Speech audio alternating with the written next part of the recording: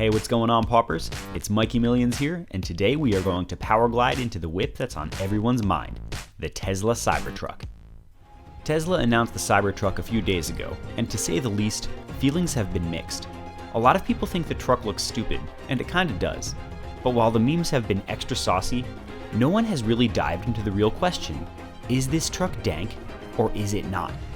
In this episode, we are going to explore this question and determine, will the Cybertruck be a bust, or is it the gateway to the future? Let's give an unbiased review and find out. We're going to kick off by judging a book by its cover. Let's talk appearance. Let's address the elephant in the room.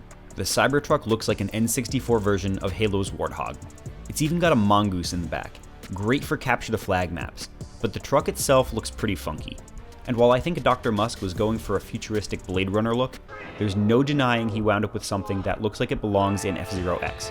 But unless we're fighting the Covenant or racing Captain Falcon, the aesthetic will probably turn heads for the wrong reasons.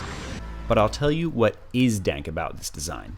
One, it uses a unibody design that packs more metal into steel scaffolding than most standard truck frames can handle. It's like a truck with an exoskeleton, as opposed to being built on a foundation like other vehicles. This means more room inside and a safer space for the truck's batteries underneath. 2. The sharp edges of the frame form triangles, which are the strongest geometric shape. In itself, that is big peepee. The angles might look dumb, but the shape allows a greater towing capacity than you'd get out of more traditionally shaped vehicles. We'll get to that later. And 3. The flat edges mean this thing is going to be super easy to clean. Its bulletproof frame can even be power washed without a strength adapter. But here's what isn't dank. The single strip of headlight isn't street legal, and it would be a bitch to replace those bulbs anyway. There are also no side mirrors, which are required by law, so you know this thing is going to get dumber looking when you have to retrofit both them and the headlights. The muskrat is kind of right. Trucks really haven't changed in 100 years, and maybe it is time to upgrade. But is this the right direction?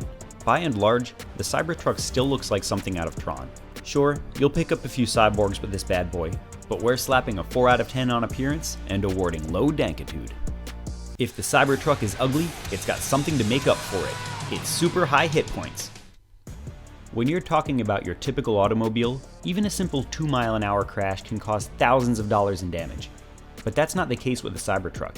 This beast's exoskeleton can withstand warhammers better than your typical car can withstand a shopping cart. Bodywork on this thing will be minimal. The only weakness appears to be the supposedly shatterproof glass. Right now, it looks like baseballs are super effective against the windows, but Musk and the boys have a few years to figure it out. Get some buffed windows, and you might as well be driving a tank. That's pretty wicked. But there is a problem with having this much HP. If you were ever trapped inside this behemoth, the jaws of life aren't getting you out.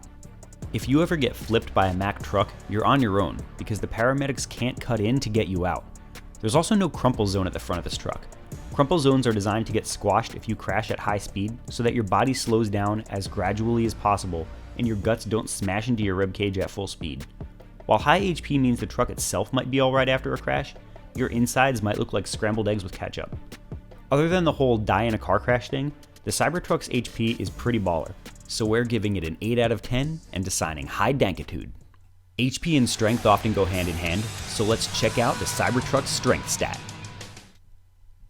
To showcase the Cybertruck's strength, Elon and his Lost Boys strapped it to a Ford F-150 for a friendly tug-of-war, a major flex on Ford.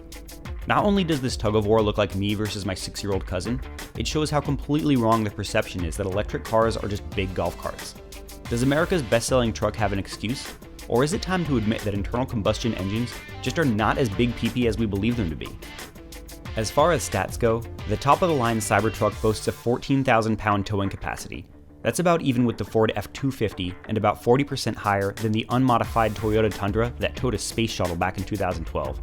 If you ever get the desire to tow 1.4 rocket ships, the Cybertruck's towing capacity will be adequate.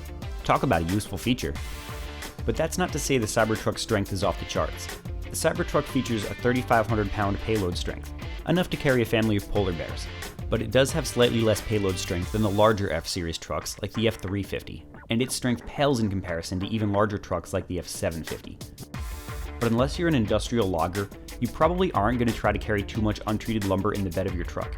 And if you really wanted to put your Cyberpunk pickup to work lugging industrial HVAC equipment, you'd probably be using a trailer anyway, instead of putting it in the truck's bed.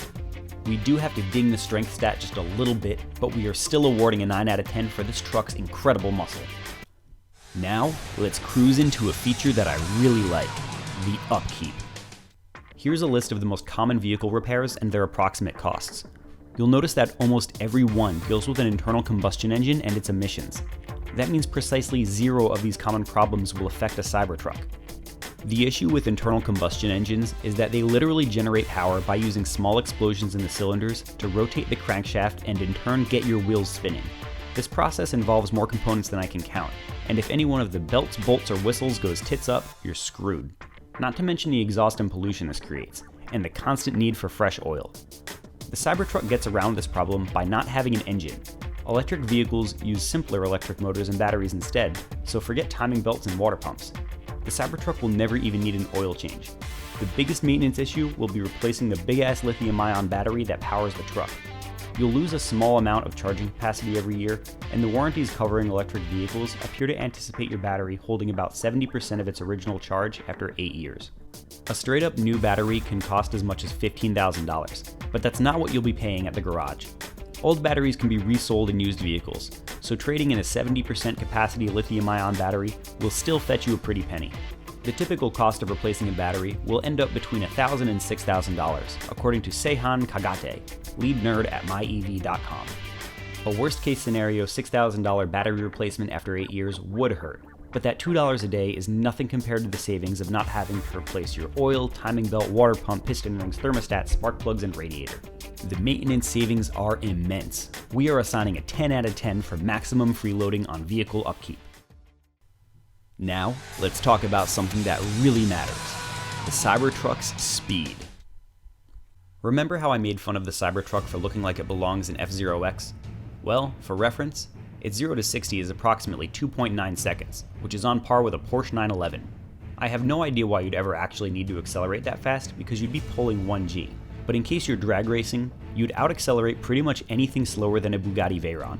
Seriously, the Cybertruck 0 to 60 wipes the floor with most Ferrari models. However, the Cybertruck's max speed is only 110 miles an hour, so unless your drag racing track is pretty short, you'd probably still lose your pink slip. For most people, 110 miles an hour and a 2.9 second 0 to 60 is plenty fast. But this is Tesla we're talking about. If it's not over the top, it needs more musk sauce. We're giving the Cybertruck speed stat a 6 out of 10 for mid-level dankness. This thing needs some more mustard before it'll really satisfy our need for speed.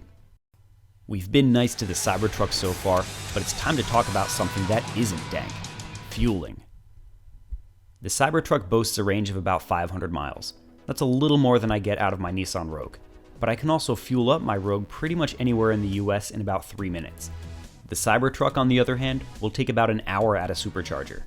Here's a map of about 1/5 of just Exxon stations in the Chesapeake Bay area.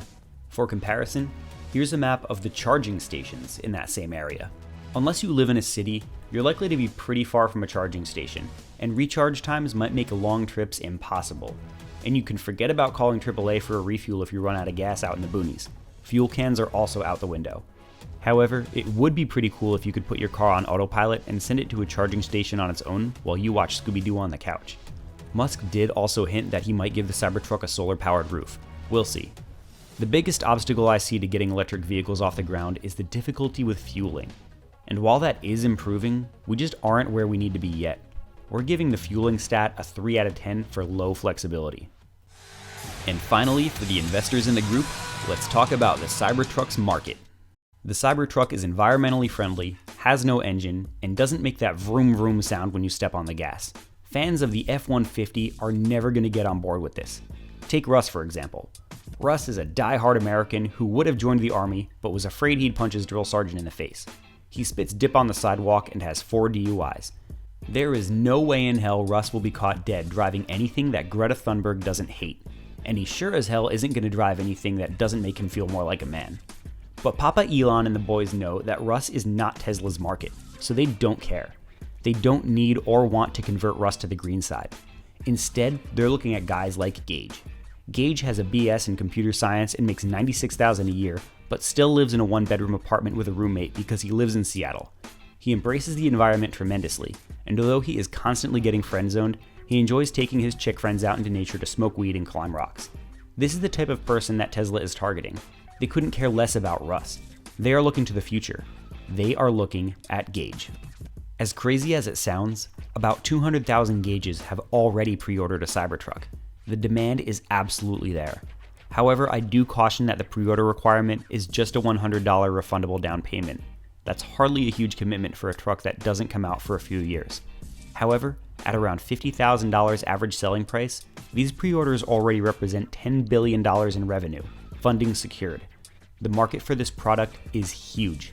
10 out of 10 for market score. I admit that I thought Elon was high when he rolled out this truck, but now it's clear that he was just turning down resolution for better performance. Even though this Cybertruck has an ugly face, she is one bad chick. Personally, I can't wait to kick my feet up on the dash while this thing drives itself to the nightclub so I can get bottle service and then bring the honeys home to ride on my mongoose. So, what do you think? Are you a Russ or are you a Gauge? Let me know in the comments what you think. I might just pre-order one myself. Tesla 420 confirmed. Thanks for watching, everyone. I hope you enjoyed this review of the Cybertruck. If you like what you see, please do like and subscribe so you don't miss any of the sauce. Happy Thanksgiving, everybody.